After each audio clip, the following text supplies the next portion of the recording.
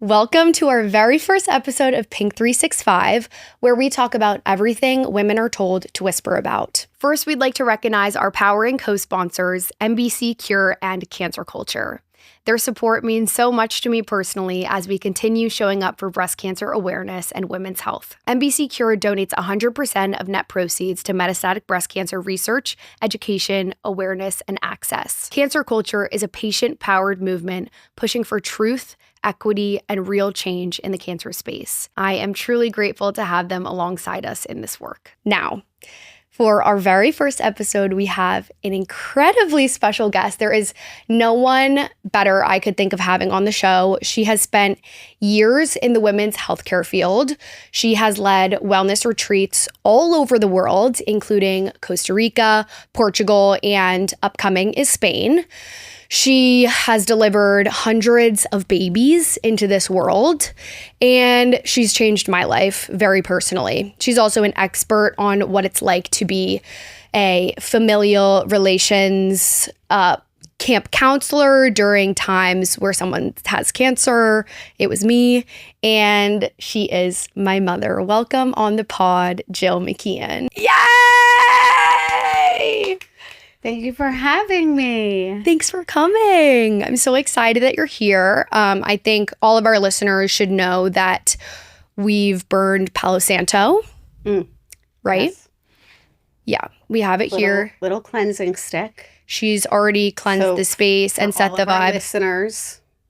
Yeah, and it's like you can feel it coming through the mic. So just know that your space is sacred, our space is sacred, and we're going to kick off our first episode by pulling a goddess card. Now, could you tell the audience a little bit about your history with goddess cards? What even is this? Sure. Okay. So I've been pulling goddess cards for maybe 20 plus years, and they're my go-tos when I am either struggling or feeling nervous about something or just want some overall guidance, and they're fun. We don't take them too seriously. When we have a bunch of girlfriends around, we pull a goddess card, and they give us their little bit of magic. Yeah, so, like if my friends are ever going through a breakup, she's pulled a goddess card for them. When I had cancer, she pulled me a goddess card. First day of school, goddess card. Am I nervous about what college I'm getting into? Goddess card. Just to give you a little bit of an overview. That's how we use them in our home. So obviously for our first podcast together, we're a little bit nervous because this is my first time that I've ever hosted a podcast. And this is the first time Jill is on a podcast. So yes. I think it's only fitting. You've already pre-pulled our card for today. So I'd love to hear what it is. Yeah. So I just said to the cards, like, what do we need to know? Yeah. If going in, who is our guide throughout the podcast? Yeah. And I love that goddess Una popped up, because she says, easy does it. Just easy does it. Oh. Let's have some fun. There is no need to hurry or force things to happen. Everything is occurring in perfect timing. So for me, that just felt like, let's just take the pressure off and, I love that. Talk authentically and not feel like I need to force myself to be funny or witty or say clever things. Easy does it. Yeah, we also pre-talked about how, you know, I could call Jill for like a quick question and she'll go on and on and on the phone. So she said, is there anything you need from me today? I said, let's just keep it short and snappy. But I think Una would say, let it be. Yeah. So that means you'll let me talk forever? Yeah, I won't tell you to shut it. Okay. Do you want me to read about Una or are we done? Well, I'm just going to share a little bit. It's just a tiny bit. Yeah, it's like we have enough time, she says. So like, well, you said we have an hour and 15 minutes. Yeah, and Unag would want us to read She wants her message. She wants to have her message heard. So true. Okay, so nurturing a cause or relationship is a long-term commitment and one that can't be rushed. This level of devotion comes from a place of deep loving and concern. I care what happens to my planet and to my loved ones so much that I'm willing to stick with them through thick and thin. This isn't always easy, but to me, it's the only way to ensure that matters are resolved and healed. I listen to the passionate stirrings of my heart. I reach out and take action to let my loved ones know that I deeply care about them. I take actions to spur on my pet causes. Never mind what other people think. You will benefit by carrying through with your priorities. You'll feel so good about yourself if you make time for the relationships and projects that truly count to your heart. So may we do what's important to us and do it with absolute devotion. But remember that there's no competition for your true life's purpose. So there's no need to worry or hurry or feel that you have to force things to happen. Wow. Thank you. That's nice. That did not have brevity, but I think it's really good messaging. What does brevity mean? Short. Oh. No, it wasn't short. But it was nice. Yes. Thank you. Wow. Now that our space is cleansed. Yes. How are you feeling about being on this today? I feel excited, right? Like, how blessed am I that I get to sit on a couch and chat with my daughter for an hour? Mm-hmm. And so I love that. And I feel really honored that you invited me to be here. And I'm also a little bit proud of myself because I get scared of public speaking. Yeah. So this would have terrified me 15 years ago. And I feel more excited than I am terrified. I love that. I think you've also done a lot of work in your life that I've been witness to, of going through yoga teacher training and being afraid of public speaking, and then coming into this role now where you're the leader of a yoga studio and inspiring for so many other people of how to be confident in front of others. And you're obviously still in life practice of that, but like getting out of your comfort zone, sharing on social media. Also, for context, anytime I post a video of my mom, like, it normally goes viral because people just love her. And you are like my favorite kind of mom, obviously because you're mine, but I think people love to see your Palo Santo and your goddess cards.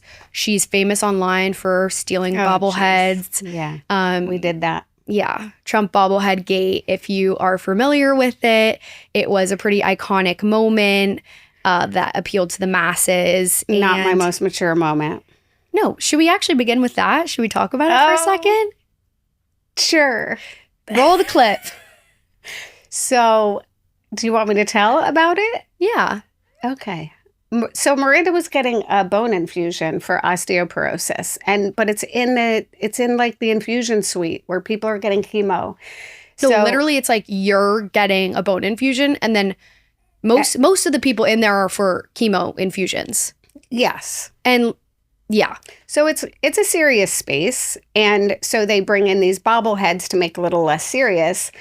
But Miranda was, sitting in getting her infusion, and she looks out and she says, is that a Trump bobblehead? Out of the corner of my eye. I just was like, there's no way that's a Trump bobblehead. And then I went, looked, and yes, it was a Trump bobblehead. And then the plan was hatched. Like not by you had no idea what I was going to do, but I just had to remove it. We found it inappropriate that to have a very controversial political figure in a chemo infusion suite. Like, the energy should be totally safe, totally neutral. I also talk a lot about this, but I think the aesthetics of healthcare spaces matter and should feel safe, peaceful, restorative, and a environment conducive to healing. And I also think there's a lot of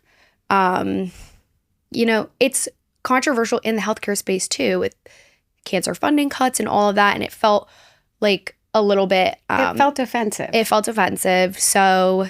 Yeah. So on the way out of the chemo suite, I just very, not so gracefully, because I did get caught, grabbed the bobblehead and took it with us.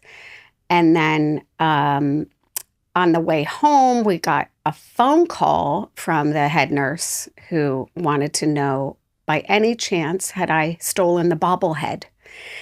And I thought she was going to, I would be like, no. Like, I think deny. Yeah, but I was too upset about it. And the fact that she was calling me to bring it back, and I knew that she was probably the head nurse, was upsetting to me that she was defending this position of having a political, potentially agitating to 50% of the country sitting on the desk. No, I think that's where I take issue is like, just let it go. And later on the phone, they said, this actually isn't the first time it's gone missing. Oh, then maybe, just maybe, people have had a problem with it before. So the fact that you have to keep putting it up when people are clearly taking it down, and then you call someone twice. Like, it got a little bit inappropriate towards the end. Yeah. She threatened to not let me back in when you get your next bone infusion. And that's when I was like, okay. I think I have to return it because I hadn't thought about the fact that that might affect your care or my ability to be with you down the road. Okay, and that's just absurd. I don't think you can deny someone from a public health institution. Yeah. So they did change their policy. Yeah, they changed their policy. They said people can have personal mementos, but they can be in their personal space. But no political figures in the hospital at all, which I think is completely appropriate. Yeah. Like out here changing the world, okay? One stolen bobblehead at a time. And it wasn't like our proudest moment at all. No, I didn't like how uncomfortable I made the nurses around there, or upset, or that I made her job harder. I did not mean to make anybody's job hard. It became a whole thing. But in I also my posted defense, it on social she media, made it a whole thing. And they were like, we wish you had my mom said I got a note back home. I was like, don't even read it to me because it's going to hurt my feelings. I'm like very sensitive. But they, I guess, apparently said they wish I had chosen a different path than posting it on social media. And you know what I say to that? I wish you had chosen a different path than putting it in a chemo infusion suite. So we both feel that way. Yeah. Okay, nonetheless, I didn't even plan to talk about that, but here we are. And here we are. Here we are already diverting. So we might actually fill an hour and 15 minutes. Yeah. I want to go back to the beginning of, obviously, we've been through a whole health journey together, but you were actually in the women's healthcare space much, much before this, much before I even knew you as a mom. You were a midwife. Tell me about this. Before you were even born, really. Yeah. Well, precisely. Part one, becoming a midwife, I had never heard of midwifery until I was 21. And you know this story, but your dad and I were in college. I got pregnant. I saw a midwife. I was like, what even is a midwife? And when she told me what her job was and what the scope of her practice was, I was already in physical therapy school, but a light bulb went on of like, oh my God, that's a thing. Like I could do all of women's health care and help bring babies into the world and, work in the whole women's health care arena. And I just loved everything about the idea of that. So I was like, okay, I'm going to have this baby and then I'm going to go back to midwifery school.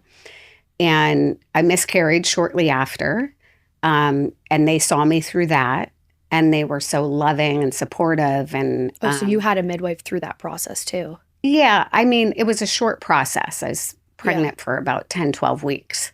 But they saw me very nurturingly through the loss and through finding out that I had lost a baby and stuff. And it was sad because I was preparing for, kind of my own epic event. And I had wanted a baby since I was like 10 years old. Yeah. So that was, anyway, that was sad. But it also, in some ways, was very meant to be, if you will, because I learned what a midwife was, changed my track, went to nursing school. And then, within 5 years was practicing midwifery and having your brother. Wow. Yeah. And when you were a midwife, that's all encompassing. So you were helping women deliver babies, but also miscarry babies, right? Like you saw. Yes. Yeah. It's all women's healthcare. So it's from adolescence through menopause. And so I worked in the prenatal clinic, in the postpartum clinic, in the abortion clinic, and labor and delivery. Yeah. Yeah. So you've seen all ends of the spectrum. Yes. We also I grew up with knowing that you were bilingual in some sense. and not totally bilingual, but like as you described it to me, like bilingual almost in medicine language. Like medical Spanglish. Yeah, medical Spanglish. But like whenever we were with someone who was Spanish speaking, you could communicate and not know all the words, but like you did have a vocabulary in medical Spanglish. Yes, I could say things like how pregnant are I was going to say something gross, but like just, you know, how many babies have you had? Yeah. Or how's your sex life? Yes. And what color is your discharge? Wow. Yes. Love that. Okay, so yeah, there's a lot of sexual components that go into having a baby. Mm-hmm. And when I was writing out questions for this, I was thinking about how like in a traditional household, someone's like, how are babies made? And they're like, well, the stork brings it in a bonnet. Is a bonnet the right word? In a bassinet? In a bonnet like goes on your head. Right? Yeah. So the stork brings the baby, whatever. And I remember, like, I have early memories of being a child and being like, Mommy, how are babies made? And you were like, well, the penis goes into the vagina. And like, that is how I was taught, like, the anatomy of like the sperm fertilizes the egg and it makes an embryo. Yeah. And then that embryo is implanted into the uterus. I feel like we were just raised in a very sexually open household. I wouldn't say necessarily sexually open as much as I would just say open to how nature works. I think that that's played a large role into why I'm able to have mature conversations today. And okay, like you gave a little bit of nuance there. Maybe it's not sexually open, but like, yeah, I'm not out here like doing crazy shit, but I'm able to have conversations about women's health and sexual wellness that need to be had, that a lot of people, like, I used to cringe, and I still do a little bit, but like, I think other people are probably like, oh yeah, and she has these weird conversations. But I think that the way I was raised, like, has made me a very normal, comfortable person around that. And I guess, like, do you have any advice for parents on how to have conversations with your kid that, like, you weren't being a sexual freak, but like you said, talking about nature, talking about birds and bees, when for a lot of parents, I can imagine, who even don't like talking about that, then to be like supposed to having those conversations with kids and they freeze up. And it's so awkward. Like, how do you have those conversations with your kid if you're someone who's like, this is awful, I can't even believe? Because some parents are totally like hands off and they're like, you know what, that's for them to learn on their own. Yeah. I don't think that we want to let our kids learn about sex from one, the internet, or two, their friends. You know, I think our job as a parent, even though we might be wildly uncomfortable, one is to get comfortable yourself, know what you're comfortable with. Yeah. And then, you know, we raise our children and teach them how to be kind in the world. We teach them how to manage their emotions. They're all going to grow up with some hormones. They're all going to grow up, hopefully, with a normal sense of what it is to be in relationship with other people and intimate with other people. So I do think part of raising them is having those courageous conversations. And probably you want to get comfortable yourself with your own sexuality. And I think that's the problem. Like, our generation was more repressed. And if your own parents didn't talk about it, or if there was a lot of shame around it, you know, I think in the US versus like Europe, there's a little bit more censorship and shame. And when I was growing up, there was so much slut shaming. Yeah. And,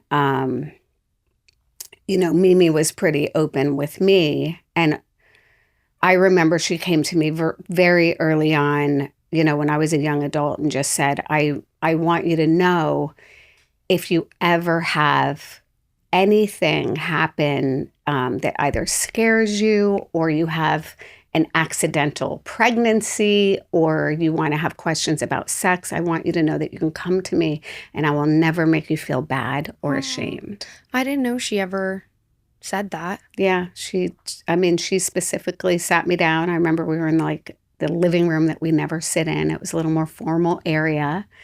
And I could tell she was a little bit nervous. I thought I was in trouble. Oh.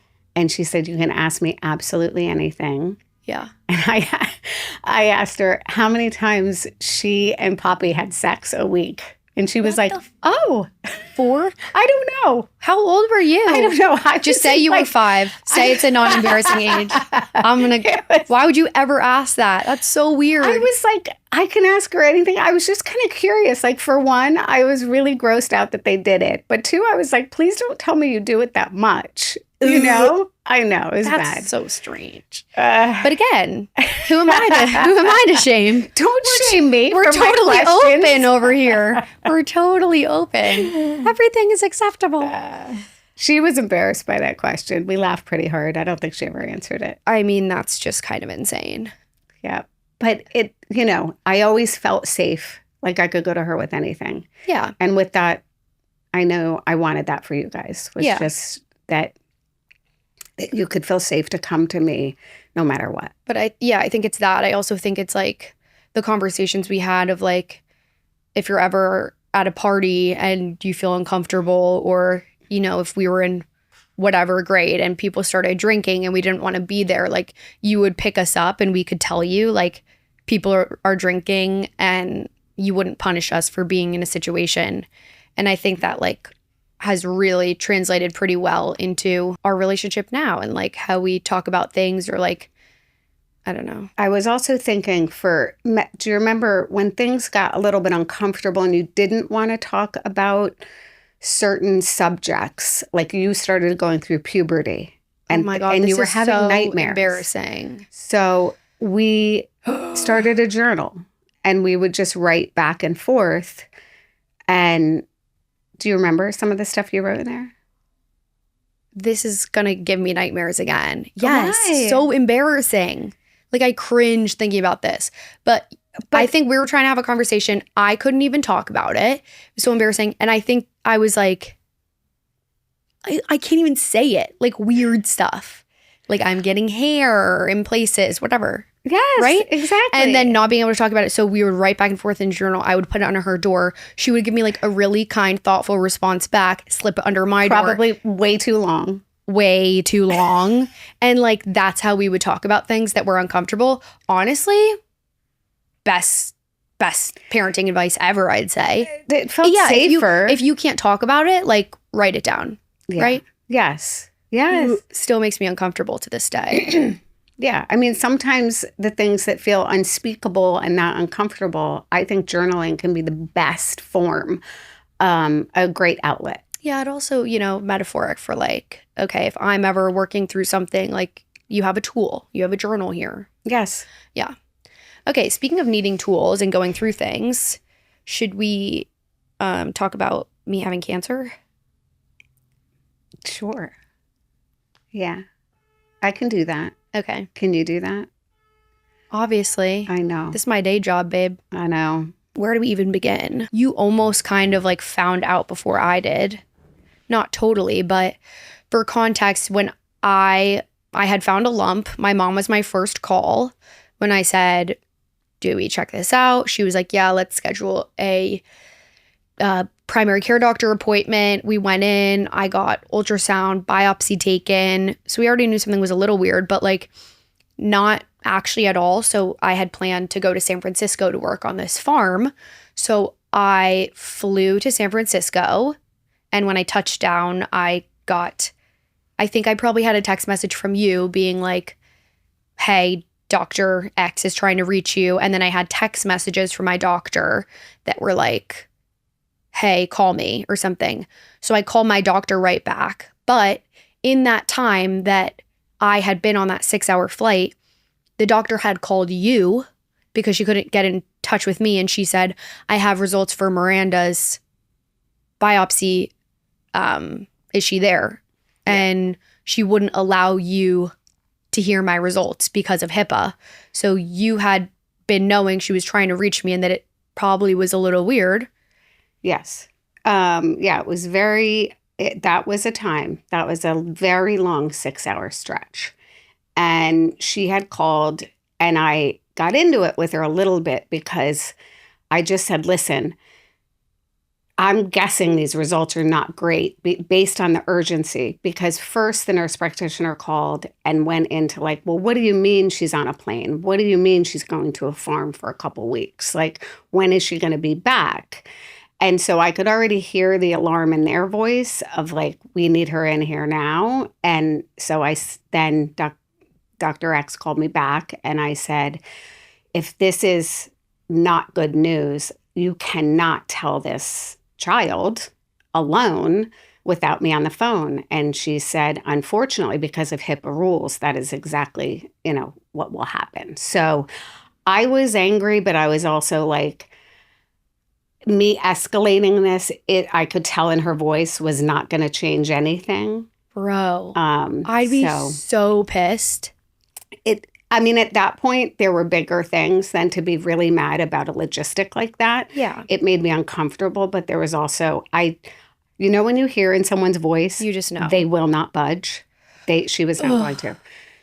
So I even feel sweaty kind of thinking about it, because I remember just going, oh my God, okay, now what do I do with this information? And your dad was working from home because it was like post-COVID and, still wasn't in the office. And I did not want to say anything to him.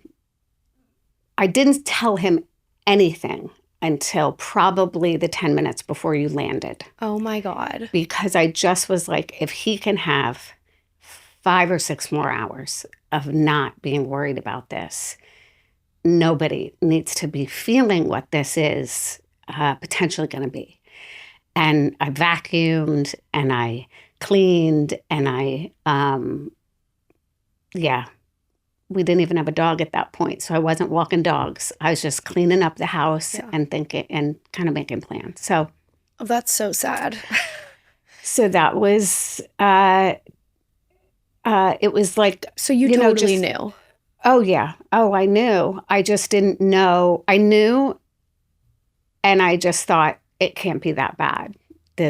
I know it's cancer. I knew that it was going to be, but I just thought this is not going to be that bad. Yeah. And we're going to get her home. And it sucks that she can't go on that regenerative farm, but please, God, make this not that bad. Do you think it turned out to be better or worse than you expected? Both. It was further along than I expected, but it was also not horrible. It was all horrible. I didn't die. You didn't die, and it was treatable. Yeah. And it was the best kind of treatable with the least reoccurrence rates. Totally. Yes. Yeah. Yeah. Wow, that's so heavy. That makes me so sad. I've never asked you about that time. Meh. Yeah, it was you. I know that, you might ask me about who supported me during that time, but really when I think about that whole year, you were our guide through that whole time. Oh, that's so nice. Like your ability to handle all that was thrown at you in a very, very short amount of time made it possible for me to show up in the way that I needed to be for you. Yeah. Well, to catch everyone up, I eventually get on the phone with the doctor. I'm diagnosed with stage 3. No, I wasn't diagnosed even my stage yet. That was the shitters of it all. They told me my biopsy was cancerous.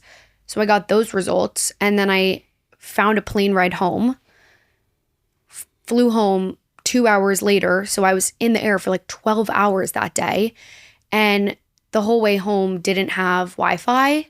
So I just journaled a bunch. I feel like everything is now dovetailing into each other. But I was journaling and I very much felt that okay, this is go time. We're going to deal with whatever this is in the best way. And I'm going to do this. I had a profound sense of energy from the very start that was a leader mentality of I'm going to lead myself and whoever else needs to join through this experience, whatever it may be. We then got another biopsy after that and found out it was stage 3 and what kind of cancer it was, which is hormone positive for breast cancer baddies listening. So we got my diagnosis. What were the conversations you were having with your friends like? Like, how did you tell people? How did we tell Mimi and Poppy? Well, first we called siblings because we knew that Mimi and Pop were going to need support from them. Oh. And then we called them. And, it was interesting. Calling my friends, they felt protective. Like, we're not going to tell anyone. Don't worry. Right. And I was like, oh my God. Okay. She's telling everybody. Like, we're not ashamed of this. We're not hiding this. She has cancer and everyone's going to find out anyway. And there's no reason to hide. So strange. People, like, whenever I do podcasts, people are like, how did you decide to tell people? Like, as if it was like a secret. Because a lot of people go through this and don't tell anyone. But yeah, I know. And I find that very interesting. But that leads back to, like, if there's something wrong with me, I'm ashamed of what that is that's wrong with me. Well, and as opposed to this is a very, very real thing that is happening, and me protecting. It's one thing to protect yourself in it, but to keep it a secret makes it, I think, even harder and bigger. And how do you even get support around it at that point? It makes it bigger. Like, what are they? There's some quote about, like, you're only as sick as your secrets. Yeah. It grows and grows and grows inside of you, I feel like. So when people ask, and it's also because of the history of cancer and how, like, it used to be, and some cancers, a lot of cancers still are a death sentence.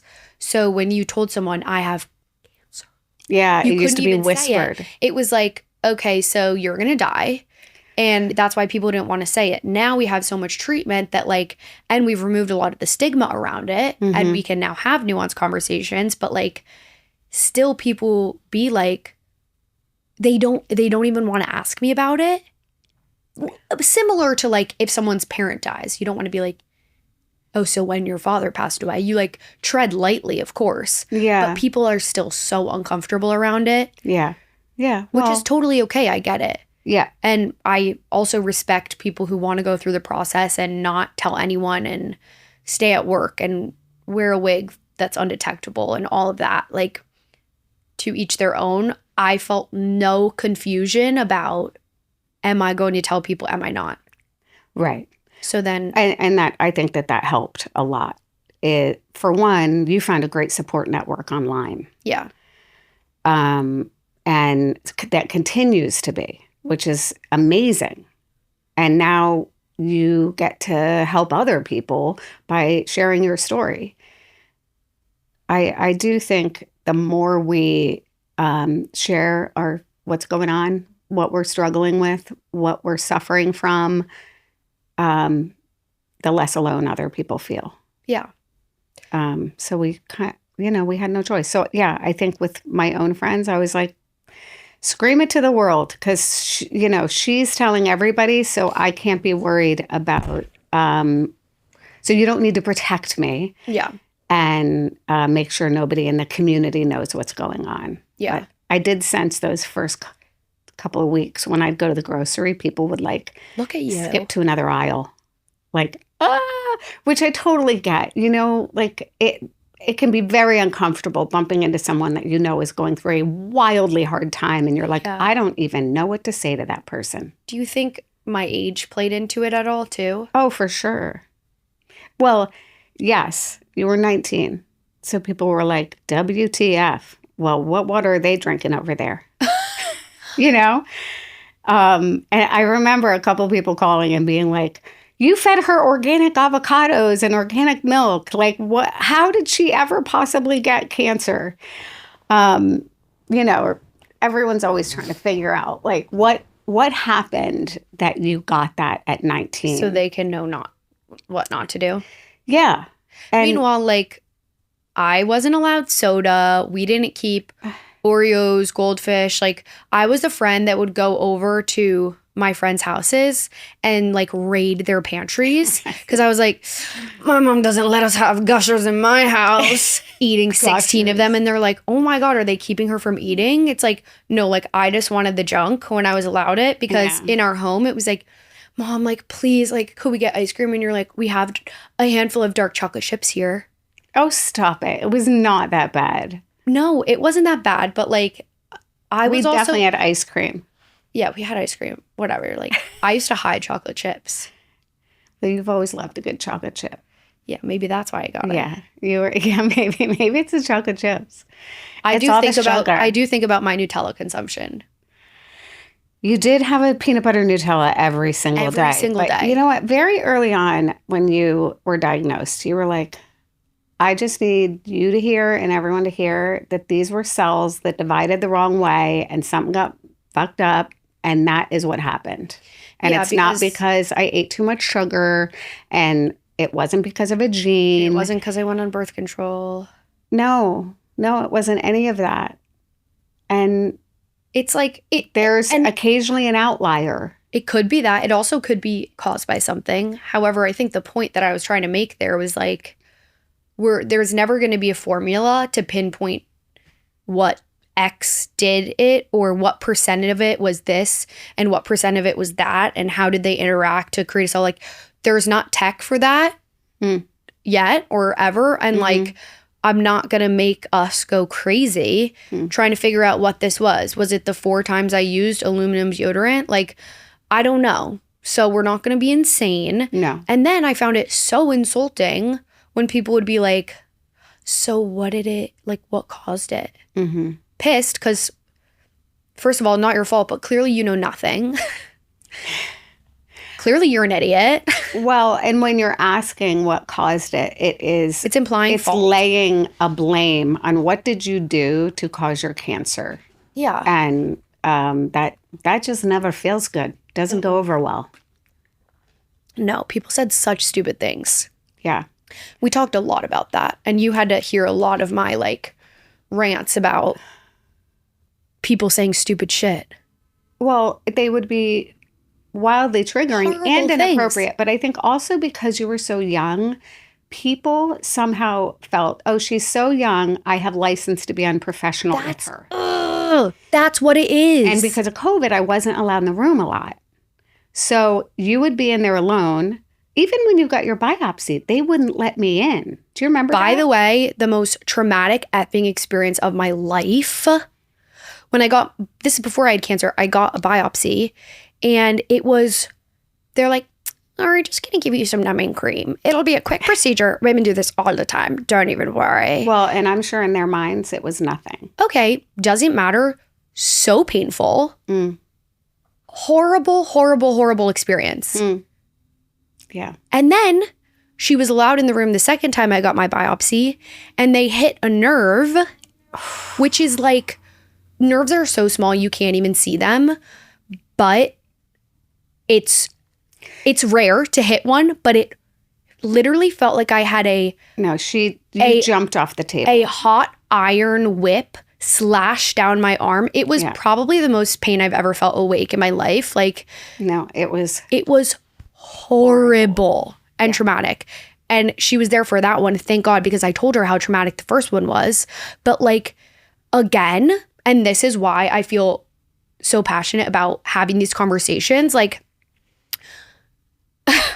clearly either I was a huge outlier, which I don't think I was, but whatever I went through, women should not be awake to have that happen. And I know there's controversy around it, but either there needs to be some more talking through it, there needs to be more briefing, more understanding. There's some sort of lack of education, lack of medication, lack of support through a couple of the medical procedures that I went through. Yes. That like women, I'm sure, have been saying that was a horrible, traumatic, painful, awful experience. And doctors if a man said that, they'd be like, okay, let's solve it. Yeah.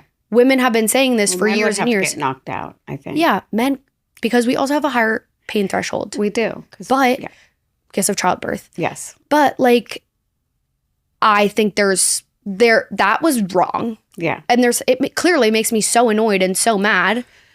Yeah. I mean, there were many different, particularly traumatic experiences. That is vivid in my mind.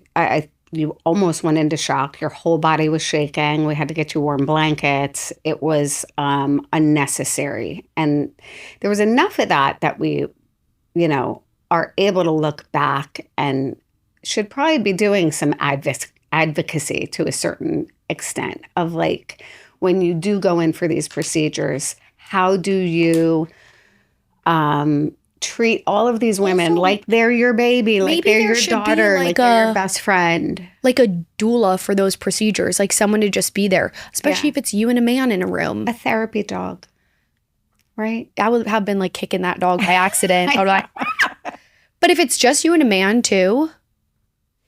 Yeah. I don't like that. No.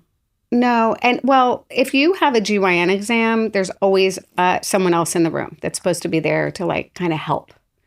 But there's always, like, as a midwife, we were always taught, look the woman in the eye, make her very comfortable, warm up the speculum, like everything you can to make the situation that is already traumatic as gentle and comfortable as possible. That was not. Also, let me just go on a rant about this for a second, because when I was freezing my eggs, I had transvaginal ultrasounds, which kind of uncomfortable, kind of fine. Big difference in the way that women gave exams versus men. Meaning what? Meaning women would look you in the eye, and I'm clearly making a generalization, and this is a very biased opinion because it's based off of my own experience. And maybe I just had the one male doctor who was, or two, whatever it was, that were not good with bedside manner. But like the woman would like talk you through it, like explain what she was going to do. I had a man come in and literally just like shove a wand, like, joom, and I remember going, and I was crying, was literally tears rolling down my face. Yeah. Yeah. And not once did he look at me to be like, oh, is my patient okay? Is my patient alive? Do I sense a heartbeat? Does she have eggs? That is all I need literally, to know. He's like, boom, boom. And I'm like, oh my God. So much. It was horrible. Yeah. And there have just been these experiences that I've had. And I feel like I've had a lot, enough to gain some sort of feeling of just like, there's some things going on here that are still not it's up not to just today's like one time. Incident and you have now blown this out of proportion. It is like you've been through enough practitioners to know that there is overall a difference between the way you're treated in that setting by a man versus a woman. Or being a man versus a woman. Yeah. I've never been a man, so I don't know. But I gotta get off my soapbox about that. I know. Well, there's a little bit to rant about. You went through a lot. And I do think if there's anything we learned in that whole experience, I mean, I should ask you, but I feel like you have to advocate for yourself and get out ahead of it as much as possible. Jill comes in with this approach every time I get my blood drawn. Oh, but you don't like that. I hate it. Okay. So there are different ways to go about things, but like she'll come in and be like, just, I say I'm a really hard stick. I'm just going to let you know that ahead of time. Pretty difficult because these veins have been run through and they're just bad. Like they're flip-floppy. Like I've had chemo only in this arm. I don't have amazing veins. They're probably better than ones you've seen out there. It's not the worst case scenario. Your veins are gorgeous and they're healthy and they're young, but they only have one arm and they're not prominent, let's say. Okay. So you can be a little bit of a hard stick. Yeah. So I tell them I'm a hard stick. Jill comes in and is like, and this is also what we can talk about next, which is a little bit of that mama bear mentality. But like you've come in and be like, we need the best person you have. Yeah, we do. The issue is that a lot of times we'll say that and they'll be like, no, it's fine. And then they'll try it and they can't get it. And then I'm like, I literally told you she was a hard stick. Go get the vein whisperer because there's one on every unit. Yeah. And it's like, I feel so bad that I let them poke me like 4 times and then let them do something else. But you kind of just go in there and are like, listen, I'm telling you, we're going to need the next best person already. It's like kind of going into customer service and like before you get on the line with the robot, you just tell the robot like, talk to a human. Yeah. Talk to a human. I'd like to talk to a human. Yes. But I feel bad. So I talk to customer service robot for 2 hours and then I get through. Yeah. You know what I'm saying? Yeah. So on that same wave, like you were there for some of my appointments, some of my blood draws where you can come in and say those things. But for a lot of it, you weren't. Correct. And like, what is that experience like? I'd imagine as a mother, even we were with like one of my friends, like nieces the other day, it's like, you have a little baby. You still kind of feel some of those things about me of like, like, no, don't like scared for them to be out in the world. I always feel protective of you. But I also, I trust you so much and your own ability to advocate for yourself now that I know that you can handle yourself. Like very simply, if we're going into a massage, well, actually, I know that you can handle yourself, and I'm probably still going to say something. No, this is another one. This is another one. I have like lymphatic drainage issues. This pissed me off the other day when we got a massage. Okay, so because I yelled that out because I told her? No, because I was already laying there on the table, and I was like, I have something, you know, I have a problem with my right arm. We need to only massage up. I give them the directions, which my mom has always been like, whenever I get a massage, you need to tell them. I'm going to tell them. It's fine. So then I hear you saying in the room over to the massage therapist, could you go into the other room and tell her massage therapist that she needs to only go up in the direction because of her arm? Yeah. So she comes in. I hear this whole thing going. I'm laying on the table being like, just relax. She's going to come in and say it for the second time. And I'm going to lay here. And like, I'm literally coaching myself. I'm like, this too shall pass. Do you know what you need to hear? It's going to be fine. In one ear needs to go, she loves me so much. But like you still micromanage. No, but I'm really good. Like I am not an extreme micromanager. No. I think I'm pretty sometimes good at leaving you to your own little bit when we need to. You shut me down pretty quick. Yeah, like this. That is your favorite move. Just the little claw. It's an open hand and then you just claw it closed. And it always makes me laugh. Sometimes when we're in the car and like she's talking for too long, I'll just go like this. Enough. You're mostly right, but I have a lot of points to make. What do you want to tell me about? I want to tell you that you did a really great job. And you did the best job that I've ever experienced when I had cancer. And you like rocked it. You were always there. You never made it about you, which was crazy. Like I remember being like a couple times checking in and being like, are you okay? Yeah, you did. And you were like, I mean, can you imagine that you were 19 with cancer and you were checking in on me and your dad? Well, I felt like scared for you guys too, you know?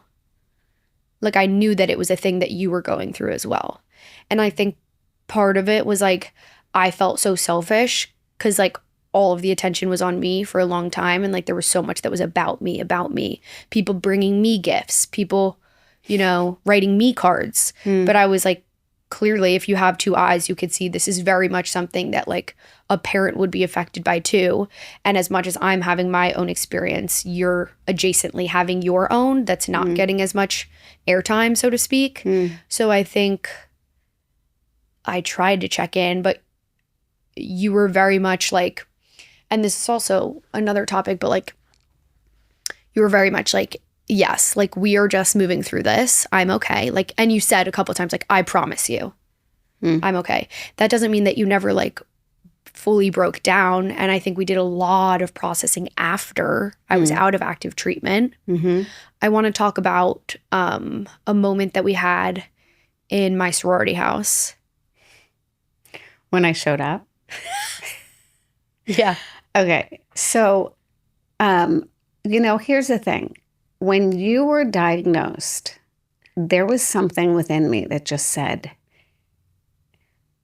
you will hold it together and you will be there for this child 1,000%.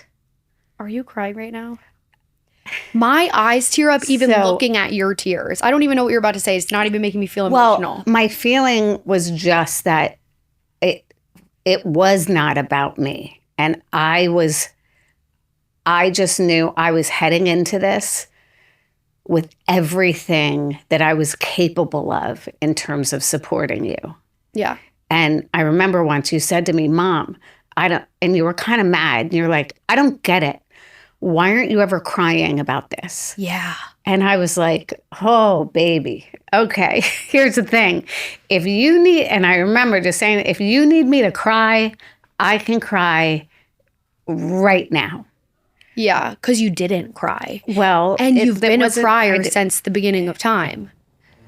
Well, oddly enough, no. I didn't cry growing up. And I was like nicknamed the Tin Man in my house because they said I had no heart because I didn't cry. But I think I was like mostly because of, having an older brother who was like, if you cry, you don't get to come with me and play on the playground with me and my friends. So I just like didn't cry. Oh my God. And Beth cried a lot. So, there was that, my little sister. So, I became a crier later. Yeah.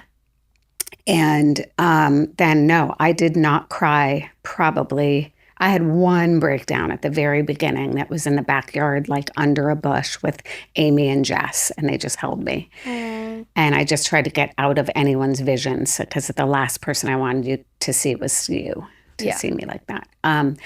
But no, I didn't cry for the longest time. And then when I was in California and you were post-treatment and you had been done with radiation, everything, your hair was growing back, you had your extensions, and I left you on campus. This was after, so it was, I finished treatment in like February or something, and then I think I might have been having a hard time and you came out. Was this after I was having nonstop fevers? Yes. Okay, so I was like so sick for a long time. My mom was finally like, I'm going to come out to California. I went to her like place she was staying for a week, stayed with her. We had a really good time, but like you were kind of back in the role of like nursing me back to health. And then finally when I was good, you dropped me back at my sorority house. Yeah. And I was still mentally like having a really tough time. Yeah.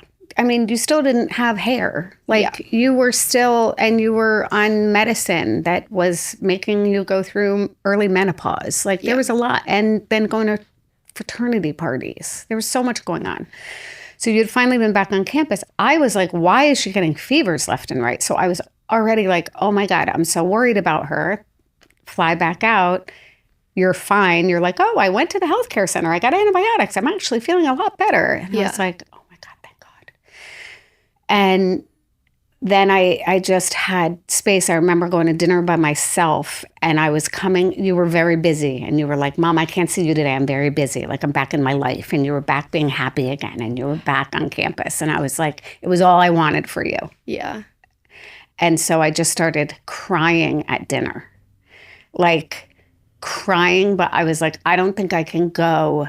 I was so relieved and also like, she's okay. Like she's going to be okay. And we're through the hardest part of that. And I knew I was coming to say goodbye to you, but I felt like I can't stop crying. So I called you and I said, I'm really messy. And you're like, well, how messy? And I was like, babe, I'm really messy. And you're like, it's going to be fine. Just like, come on in.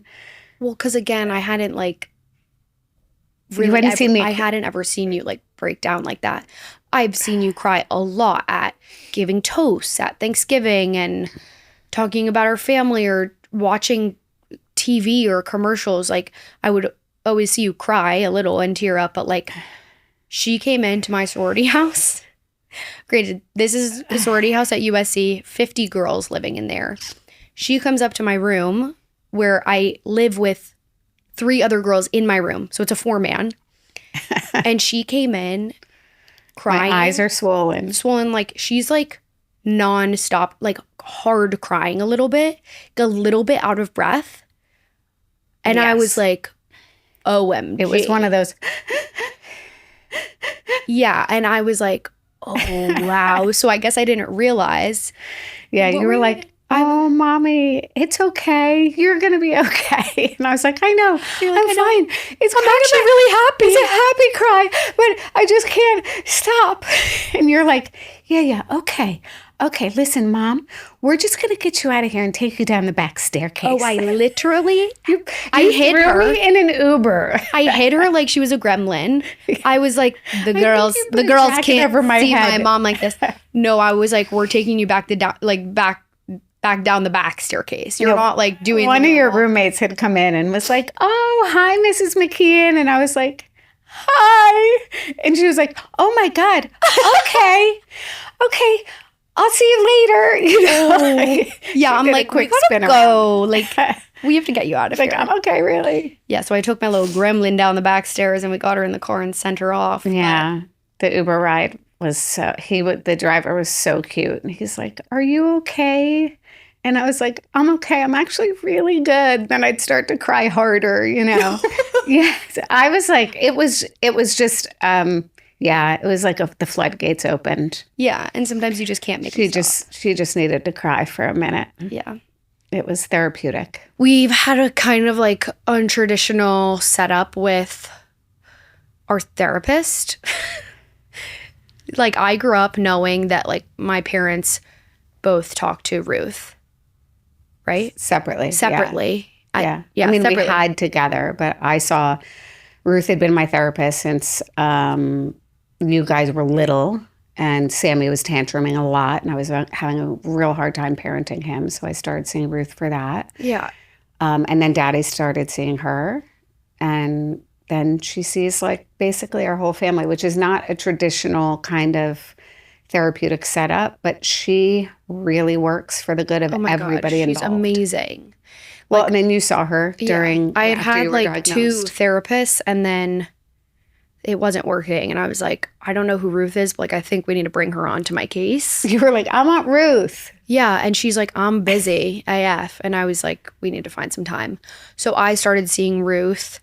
And then at some point we decided like it would be a great thing for us as a family.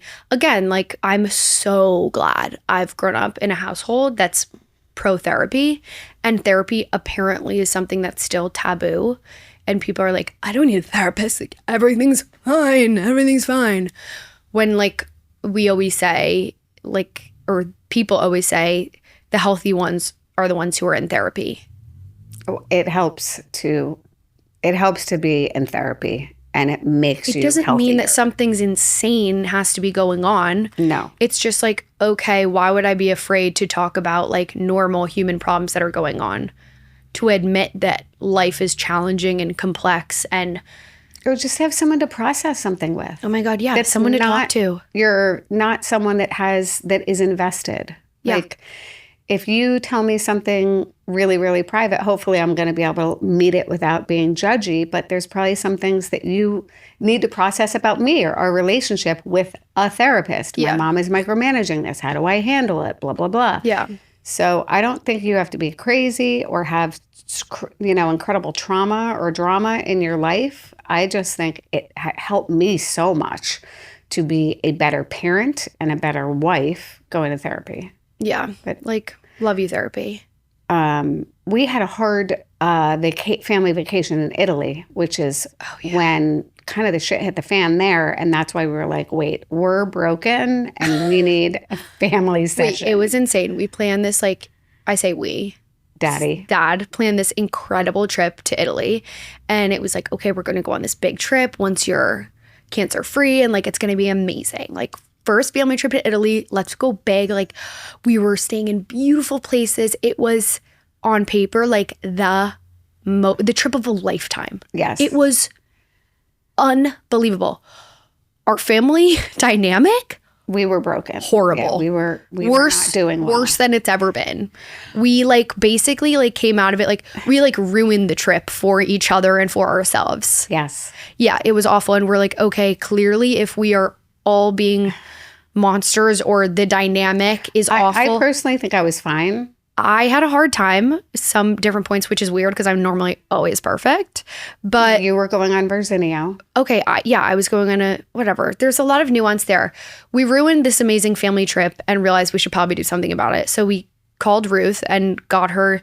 We did a 4-hour session in our backyard to process some of the things we had been through as a family. Yes. Once treatment was done, once we had ruined Italy, and she came over and we talked about everything. And we cried and we sometimes said things. A lot was said. I was really impressed when she opened it up and said, before we get started, is there anyone that wants to share first what's in your heart or about anything? And Sam started. Yeah, this is my brother. Yeah, I do. Yeah. And oh my God. He got really emotional in the sweetest way. The whole experience, if anything beautiful came out of it, and so much did, but your relationship with Sam was forever changed. Totally. And I also think like us as that session, what that session did for us is like, I feel like there was a little bit of a before and after in terms of our family dynamic. Like of course we united through the experience of me having cancer. It was the first really hard thing we had been through as a family. Yeah. You guys had been through hard stuff before us, and we have all been through stuff independently. But like as a family unit, I feel like that was kind of the first hard thing. But I think once we actually took intentional time, all it was 4 hours, intentional time to reflect upon like how that changed us individually, us as a family, some of our relationships between you and Dad, between Sam and Mom. Like I feel like united as a unit in such a strong way moving forward. And I think our family dinners are amazing now. Like we used to have a lot of trouble with family dinners. And that comes with all of us being more mature, including my brother Sam, who used to ruin every family dinner. But Sam, if you're listening, you know it's true, babe. But you've gotten a lot better. Like I feel like we're such a unit now. And I feel like the investment we put into our family really paid off. Completely. I mean, when I came out of that session, I was like, this needs to be mandatory for every single family everywhere, maybe twice a year. And maybe we haven't done it again. No. But it was so healing in a lot of different ways. And it was like, while it was wildly uncomfortable, I feel like you guys, I mean, you got to see me really confront your dad about something, but also see how much we really loved each other.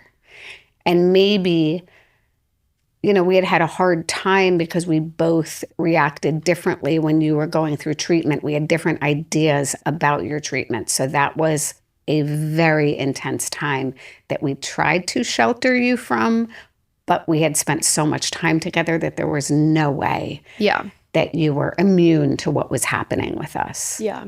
And like, I needed to process through that as well.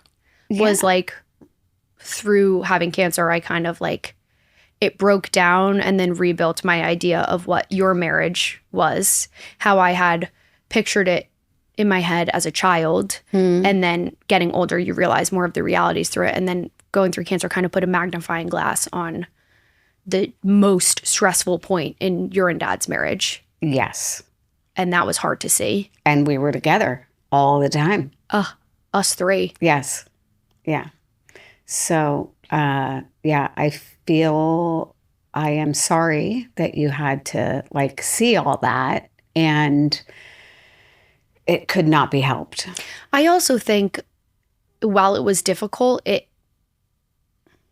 gave me so much appreciation and respect, and like I feel like I understand the realities of marriage a lot more. And also like you and Dad have been through really hard stuff, but also stayed so committed. There was never like a moment of wavering during that time of like, is this going to work? Is this not? It was like, okay, this is horrible, and we might be on very different pages right now, but it's a matter of like when we're ready and how we're going to get through this and do some repair and find our way back to whatever sweet spot in our marriage feels good. But like, yeah, I think that's a type of commitment that is, it's like in the middle of labor, you don't decide to solve other problems. You're dealing with the labor.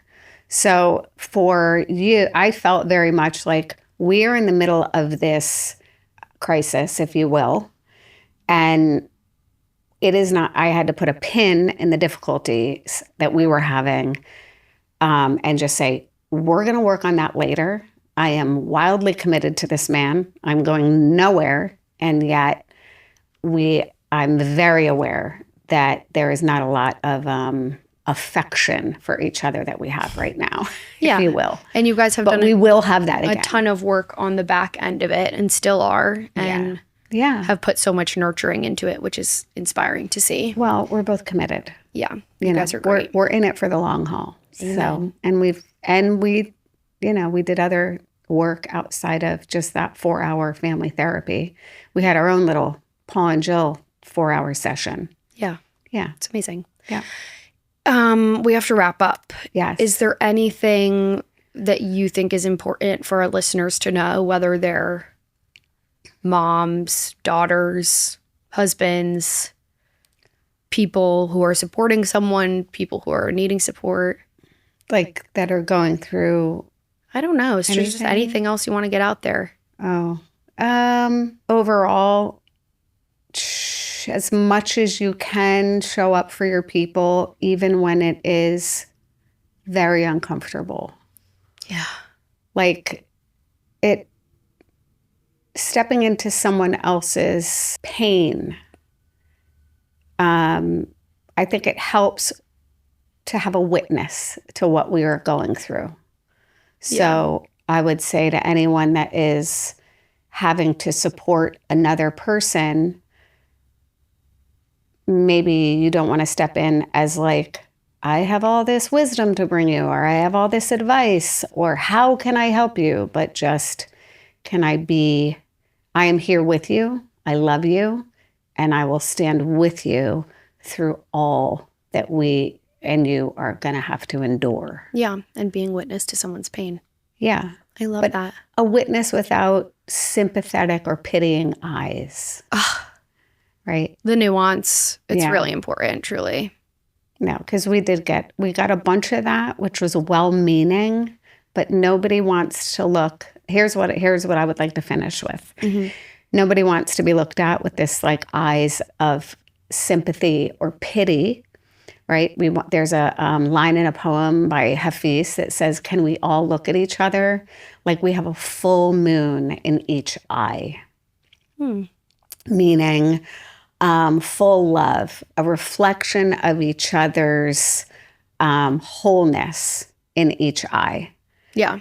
And so I would only hope that like during your whole experience, you felt like I was holding space for you and looking at you like you are fully capable of handling all that this is, even though it is unfathomably hard. Yeah, completely. Thank you. We did it. You did it. Thank you so much for being my first ever podcast guest and my mom. Thank you so much for having me as your first ever podcast person. And, in the whole universe of all the things, I would always choose you. Oh, I love you. Thank you so much for tuning into this first ever episode of Pink 365. First, we want to recognize our powering co-sponsors, NBC Cure and Cancer Culture, whose support makes Pink 365 possible. Their missions are deeply personal to me and to so many of us navigating the realities of breast cancer and women's health. NBC Cure donates 100% of net proceeds to advance metastatic breast cancer research, awareness, education, and access, driving meaningful change change for the only form of breast cancer that takes lives. Cancer Culture is a nonprofit movement led by patients and advocates who are challenging the way cancer is talked about and funded, creating a space for honesty, equity, and humanity. I'm honored to be partnering with both of these organizations as we work towards a future with better outcomes and more truth-centered conversations. We'll be back very soon with another episode. You guys can tune in on